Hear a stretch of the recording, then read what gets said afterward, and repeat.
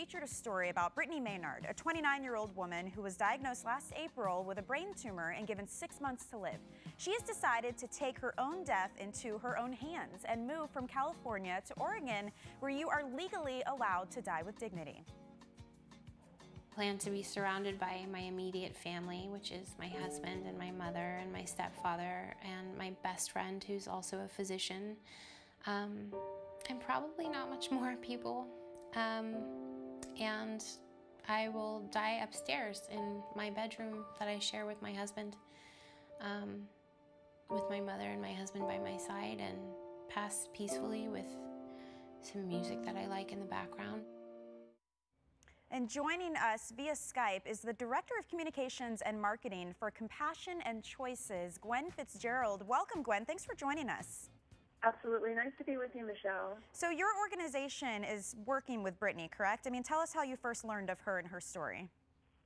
Yes. Well, Brittany and her friend came to Compassion and Choices, explained their story, and explained that in the remaining days of her life, Brittany really wanted to work to change the laws in this country, because she recognized that what she did in moving from California to Oregon was, number one, extraordinary in that not many terminally ill people could undertake such a move, and two, really unfair, that because of circumstances in her life, she was able to do it, but she didn't think it was fair that in only 5 states, death with dignity is authorized. So it was a natural partnership, and we are so grateful to be working with the Maynard Diaz family. You know, it's amazing to see what the reaction has been on both sides of this when people heard this story. I mean, how is Brittany doing now? Well, Brittany, as she said in her video, wants to enjoy nature and live life to its fullest.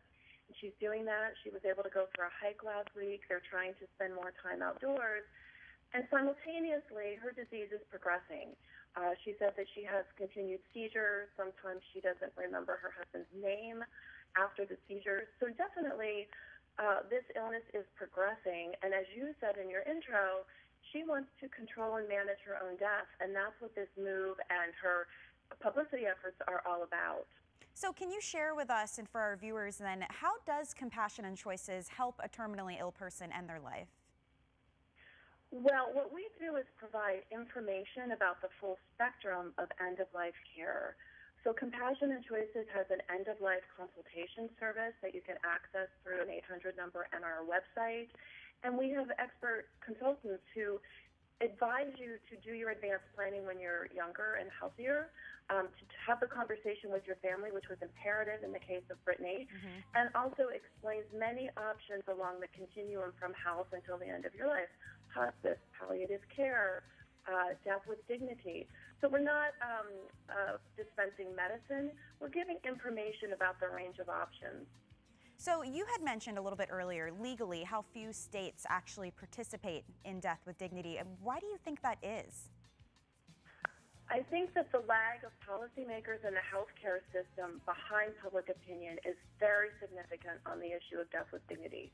Polls show you, no matter where you poll or who you ask, if you ask about death with dignity, the polls show that always a majority, and sometimes 60 to 70% of the public supports this.